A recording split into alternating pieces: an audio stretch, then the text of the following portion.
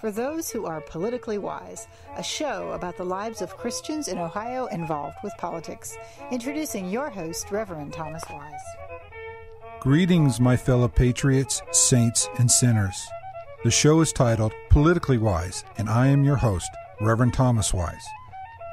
At the end of the show, there will be a blessing. Don't miss it. But first, a word from our sponsor. Next time you're thinking about beating the train, think again. It takes a typical freight train traveling 50 miles an hour, 1.5 miles to stop. That's nearly 18 football fields. Don't try to beat the train. Ohio's roads can be highways or dieways. The choice is yours. A message from Operation Lifesaver and this station. The opinions and statements on this show belong to those who give them. The rest of the show belongs to Thomas Wise Words, all rights reserved. The show is titled Politically Wise, and I am your host, Reverend Thomas Wise. Hello, my listeners. This is Reverend Thomas Wise. The show is called Politically Wise. I have the honor of interviewing today Montgomery County Sheriff Phil Plummer. Sir, please tell my listeners about yourself. Tell them who you are. Hello, I'm Sheriff Phil Plummer. I was born and raised in Dayton, Ohio. I'm very passionate about our community, and I work hard every day to improve our community. Tell me, you've married, kids? Yes, married to my wife, Cindy. We've been married for 25 years. We have 3 children who all attended Chaminade Julian High School, and we live up in Butler Township. Are you Catholic, Phil? Yes, sir. I didn't know that.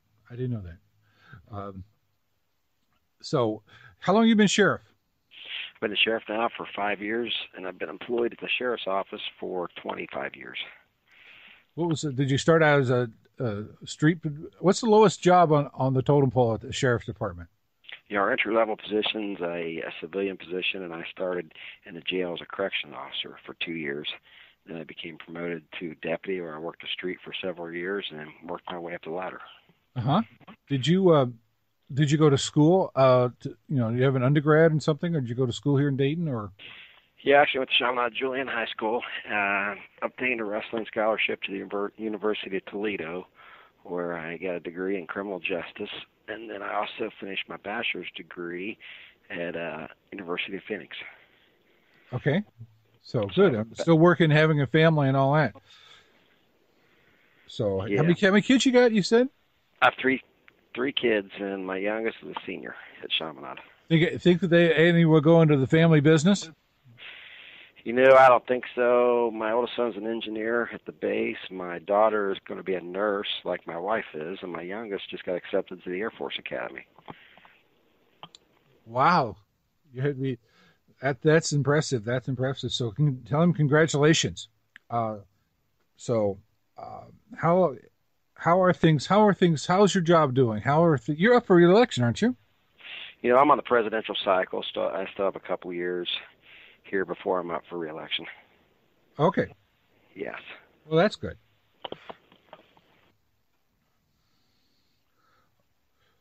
So how are things in Montgomery County? Montgomery County, it's a great community. I'm very passionate about it. We have some problems, and there's a lot of good people working to improve our community. Some of my top concerns right now are our drug problems. We have a terrible heroin problem, which a lot of towns do. It's not unique to the state of Ohio. We have a decent amount of gun violence that we've been working diligently to get under control, so we're making great strides there. But now our real focus is on the heroin problem because we all know heroin's, unregulated, and we're having a lot of overdose deaths due to it. Is Montgomery County because of the interstates, a lot of drug traffic comes through here? Yeah, with 70 and 75 here, yeah, we're kind of the hub for heroin across the state. So a lot of people come here and pick it up. Most of it comes out of Mexico. A lot of it goes to Chicago, and then it's shipped here from Chicago. So we have a pretty good handle on where it's coming from. We've made a lot of great busts recently, but it's a work in progress. How is it transported usually from Chicago to here? Usually in personal vehicles. Yeah. Yeah, I guess you don't see a big truck going down the road saying, get your heroin here, right? Right. Yeah. I mean, occasionally, but, most of the time it's personal vehicles.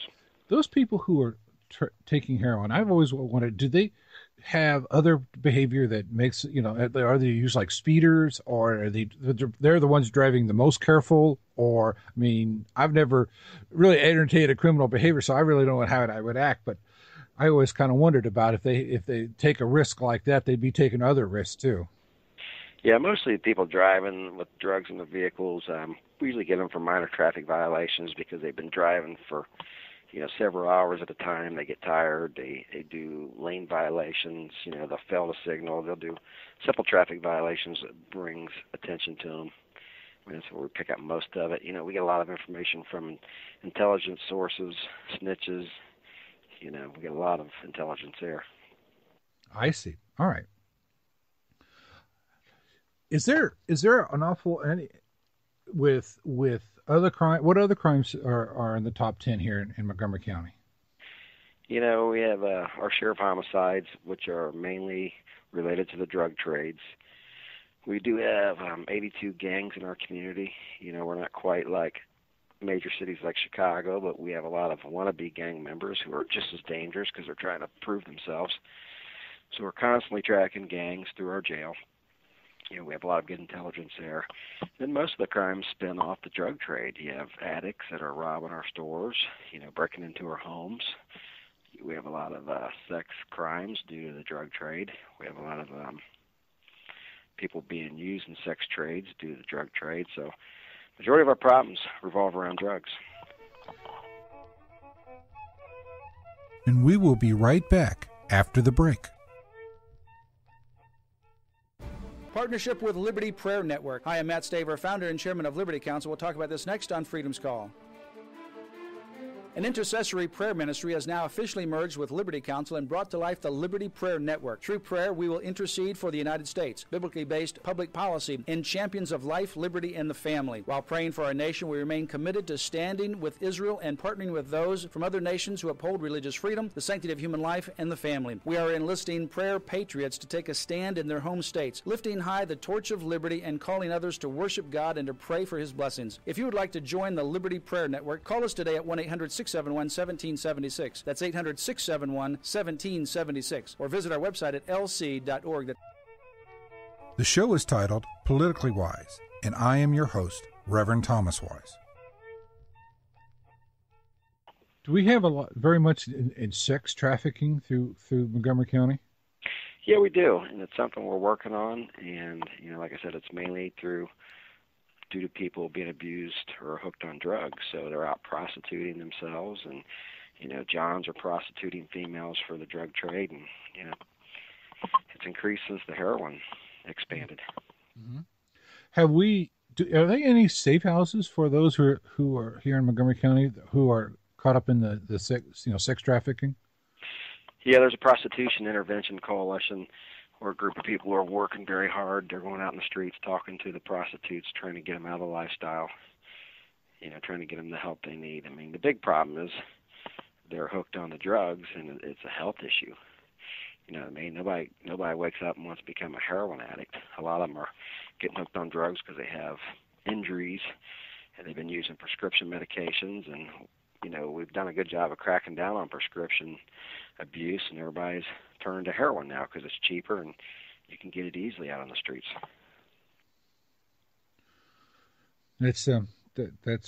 I noticed we really don't have much of a pill mill here, do we? No, we did. We shut down a few doctors.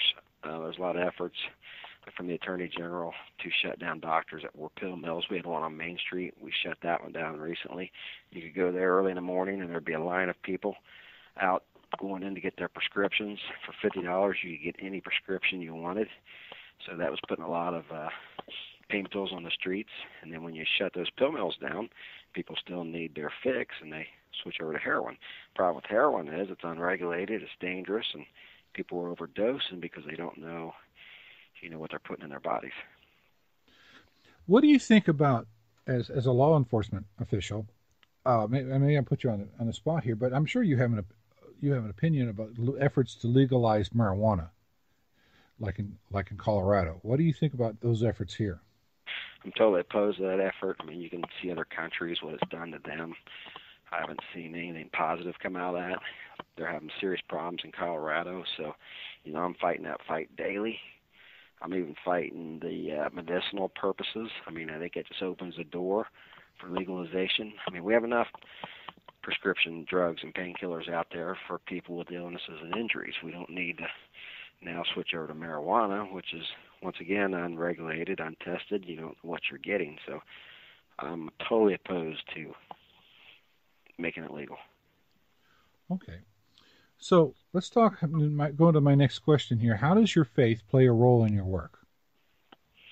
My faith plays a huge role in my work because a lot of the stuff we deal with is negative. Not too many people call the police and say, hey, I wish you a nice day. So we always deal with negative situations. So my faith just keeps me on track. It makes me focus. It makes me realize there's a lot of positive out there. And that's what we're trying to do. We're trying to make our communities a positive place so everybody can live a peaceful life. So my faith is huge in this business. How has the faith community and the sheriff's department worked together in the past? I deal with the faith community on a daily basis. They're working hard to help us improve our communities. The faith community gets it. We can't sit around and wait on government to solve our problems. This is our community. We all live here. We have to work together through our faith communities to improve it, and they're doing a good job. Is there anything specific that the faith community is? What kind of program? Does the sheriff have any programs that some pastor might be listening to this program and from Montgomery County going, I like my church involved in that? We'll go into neighborhoods and we'll partnership with faith communities, and we'll have block parties in your communities. We'll go into the most dangerous neighborhoods and have a block party on Saturday afternoon. We'll have a few hot dogs, a few sodas, and get people out of their houses and socialize and let them realize, these are my neighbors. I need to work with these people to have a safe community. I mean, there's some people that are afraid to come on their porches because they have unsafe communities. So we're trying to get in the neighborhoods with the help of the churches to promote safety. Churches are also doing a good job in fatherhood initiatives. There's a breakdown, and I think in families and family values. So the churches are stepping up to help fill that void, and mentoring and reading books. And I'm very pleased with the faith-based efforts here. Is there any particular practice that other than what you mentioned already that you want that the church can be involved with, or you've seen the church involved with, like? In violent crime or anything like that? Yeah, we need the church to, talk to the congregation and tell them to get involved. If you see a crime, come forward and report it. Be a witness. Get involved. I mean, if everybody just ignores it, it won't go away. There will be no accountability. There are a few bad people in our communities, and if we hold them accountable, and if they don't want to follow the laws and the way we want to live society, we have to take them off the streets, and we have jails for those kind of people. So let's get everybody involved, and let's clean up our neighborhoods. I always say there's not a drug dealer on my street, and it's not because I'm the sheriff. It's because I'm a citizen, and I'm not going to tolerate that on my streets because that's how I raise my kids. So if everybody has that attitude, where's the drug dealers going to go? So tell me what a good day on your job is. Good day, and my job is just helping people get through life. That's what we're here for. We're a service, and that's what I tell my guys constantly. We're here to help people. And it sounds cliche, but that's what we do. We help people. So anytime we get to help somebody, that just lifts me up. So let me ask you, the flip of that is, what does a bad day look like for you? Well, the bad day is when you keep seeing a lot of negativity, one thing after another, and it does wear on you, and it's depressing, but like I said, it's how we reach into the faith community and talk to the faith-based leaders, and they lift you up and they keep you motivated to do what you do. Who as you went up through the ranks, who was like good examples that you remember, that people of like a mentor to you? Yeah, late Sheriff Gary Haynes was a great community person. I learned how to deal with the community through him. Former Sheriff Dave Moore was a great manager. He ran a good operation. I learned a lot from him. There's a lot of good mentors out there, and every day we're learning. So just take time and listen, be a good listener, and learn. I mean, none of us know everything. I'd spend a lot of time reading at night and just trying to learn. Has the unemployment situation here in Dayton made crimes, is there more like when they're violent crimes, in times of crimes of money, or the violent crimes usually are between are more of a violence, person against person type of violence? Yeah, unemployment's a problem in our community, and there's a lot of people working to help improve that. But you'll pick up property crimes like thefts from stores, burglaries from houses due to unemployment. But like I said before, most of our crimes generated from the drug trade and people addicted to drugs. The show is titled Politically Wise, and I am your host, Reverend Thomas Wise. Do you pray for a politician? Do you think a politician can be a Christian? Do you think a politician should stand up for Christian principles? Do you think politicians should pray together? Do you want to see more Christians in politics? If you said yes to any of these questions, please join the Ohio Prayer Caucus Network. Find the Ohio Prayer Caucus Network on Facebook. Welcome back to Politically Wise. If you want to email me, you may do so at politically.wise@gmail.com. Please like us on our Facebook page, Politically Wise. What advice would you have for someone who wants to follow in your footsteps? I would say continually to educate yourself, continually to learn how to work with people and how to help people. I mean, it's a very rewarding occupation. I'd encourage people to get involved and, become a police officer because they're necessary, and I've had a great experience. Well, how do you keep your head and your heart clear with all these, being the sheriff and all these voices coming at you and all these things happening? I do a lot of family activities. I'm blessed to have a great family, great children, and a great wife. We do a lot of family activities together. I exercise all the time. I enjoy running, cycling, lifting, and I read a lot. And I think those things there help clear your head, and it makes you stay focused.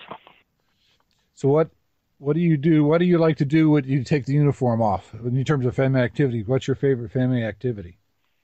We do we'll go hiking, we'll go camping. We have a big yard. We do a lot of yard work together. We do a lot of fishing, a lot of hunting. Actually, I coach wrestling down at Chaminade. That's very rewarding, helping out kids, and both my sons wrestled, so that's a great family experience for us. Do you know Jim Jordan? Oh, great friends with him. He's a great man. Yeah, he's a big advocate of high school wrestling. Yeah, so yeah, he's one of the best. Yes, he is. Is there anything I haven't brought up that you wanted to talk about? I just encourage everybody let's work together. Like I said, this is our home. This is what we're very proud of. Most of us own our homes. It's a huge investment, and let's maintain our neighborhoods, and let's push for solid schools to educate our kids. And this is what it's all about: being neighbors. I mean, we're the city of neighbors, and let's continue to be neighbors. All right. Okay. Well, thank you very much, sir. I appreciate your time today. This is an interview with Sheriff Plummer from the Montgomery County Sheriff's Department. He is, how many people work for you, sir? I'm going to just ask the question off the top. How many people do you oversee? Tom, we have 450 employees. Half of them are sworn deputies and half of them are civilians. We run a jail which has 800 inmates in it, so it's like a city of its own. We run a regional dispatch center. It has about 70 employees in it. So we're tasked with a lot of duties. So I encourage the citizens, if they want to get involved and volunteer, to give us a call because we're always looking for good volunteers. What would a volunteer do? They can do a lot of things. Go out and ride with the deputies. They can help with clerical stuff in the office. They can go out and be the eyes and ears for us. There's a lot they can do here. Who would they contact about volunteering? You just call 225-HELP, 225-HELP, and tell them you want to sign up as a volunteer, and we'll get somebody to call you back and get you involved. All right, what's that phone number again? 225-HELP. 225. I think it's. If you'd like, someone would like to volunteer, they need all kinds of work, from just doing office work to riding along with the deputies, which is might be exciting. Yeah, we also encourage all faith-based people if they want to come out and ride with deputies. It'll help keep the deputies energized and focused. We encourage that as well. Do you ever have people come and pray with the deputies? We do. And, another thing I forgot to mention, I have 250 faith-based volunteers in the jail that come in and work with the inmates. Because let's face it, the inmates, they're going to come back out into society. So while we have them behind the bars, we might as well work with them and get them back on their feet. Because 98% of them come back into our communities. So you have, is there programs for reentry there? Yeah, the county has a county-wide reentry program, and it mainly deals with state prisons when they come out of prison, but we're also steering it towards the jail because, like I said, those are our citizens that are in our jail, and a lot of them won't go to prison, so let's help them out when they get out of jail also so they don't get put back in. How hard is it for someone who's been in jail to reentry into the workforce? Are they hard time finding jobs or what? Yeah, it is difficult for somebody who has a criminal record, because unfortunately our economy's down. It's hard for a person without a record to get a job right now. So, because we try to encourage people to live a good life, stay out of trouble, because it's tough being just a normal citizen right now, let alone have a criminal record on you.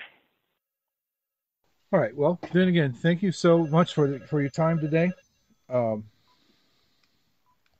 This is the show is called Politically Wise. I'm your host, Reverend Thomas Wise. I'm interviewing Phil Plummer, and so thank you much for your service, and God bless you. Thank you, Tom. God bless you. See you later. All right. Bye. Bye.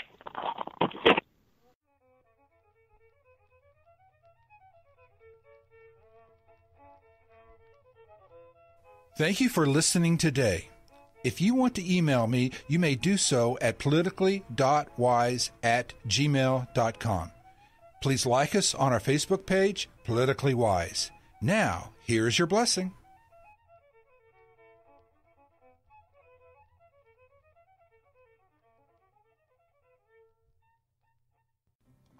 Blessings based on Psalms chapter 16, verses 9 through 11. When you declare God as your Lord, your heart is glad, your tongue rejoices, your body rests secure. You know the path of life. You will be filled with joy in God's presence.